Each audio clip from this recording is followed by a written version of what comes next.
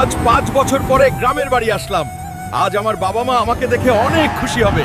তোর বন্ধু মারুফ সরকারি চাকরি পাইছে আর তুই সারাদিন পাবজি খেলাও। বের হয়ে যা আমার ঘর থেকেই।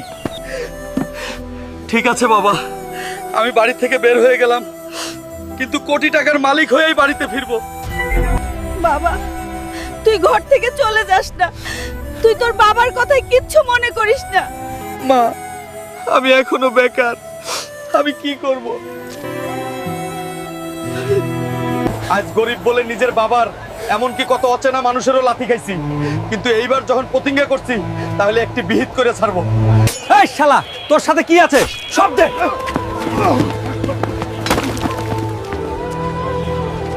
আমার শেষ সম্বলটুকু ছিল আমার ব্যাগ, তাও নিয়ে গেল চোরে। এখন আমি খাবো কি আর কোথায় যাব? ভাইজান, আমার কাছে 1 টাকাও নেই, রাতেও কিছু খাইনি, আমায় দয়া করে কয়টা খাবার দেন ভাই। এই ওয়েটার, এই ভিখারিটারে কয়টা ভাত দে। শালার ছোট লোক কোথা থেকে যে আসে।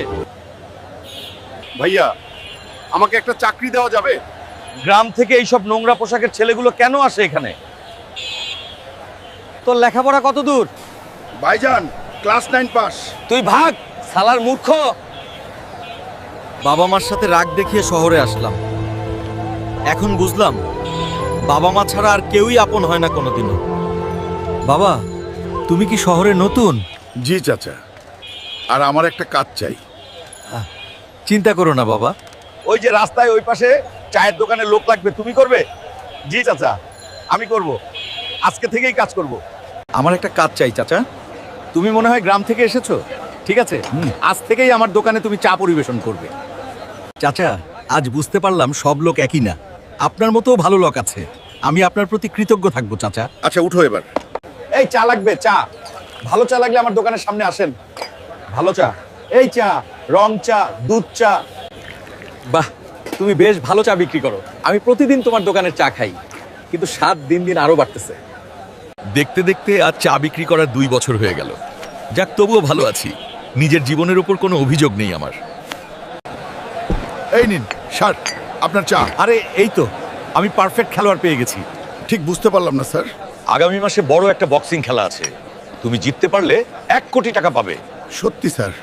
বিশ্বাস করেন স্যার, বাবা মার সাথে অভিমান করে শহরে আসি, বড় ঝামেলা করে। আপনার কথা যদি সত্যি হয় তাহলে আমি খেলায় অংশগ্রহণ করবই। স্যার, আমি একজন মধ্যবিত্ত ঘরের সন্তান।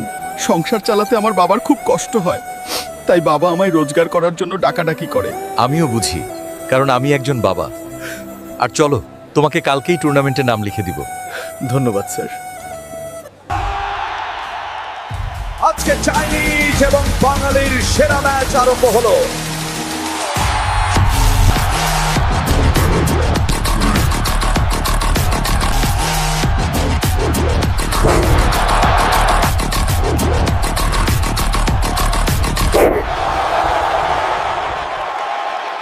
আজকের 1 কোটি টাকার বিজয়ী হলো মহানায়ক। ভাই ও বোনেরা, 5 বছর আগে বাবা মায়ের সাথে অভিমান করে শহরে আসি।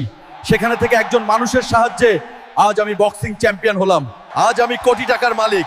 আমি কালকেই গ্রামে যাব আমার বাবা মায়ের ইচ্ছে পূরণ করতে আর আমার যোগ্যতা প্রমাণ করতে। সবাই ভালো থাকবেন। আজ 5 বছর পরে গ্রামের বাড়ি আসলাম। আজ আমার বাবা মা আমাকে দেখে অনেক খুশি হবে, আর বাবাও আমাকে নিয়ে গর্ববোধ করবে। মা, বাবা, কোথায় তোমরা? আমি আসছি। বাবারে। তুই এতদিন কোথায়? মা বাবা কোথায়?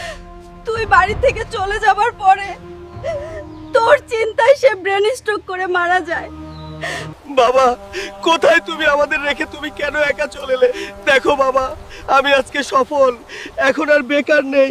একজন বাবা তার সন্তানকে কখনো কষ্ট দেয় না, শুধু প্রতিষ্ঠিত করার জন্য হতাশ থাকে। কেননা বাবা একজন ছায়া স্বরূপ, এটা তার কর্তব্য।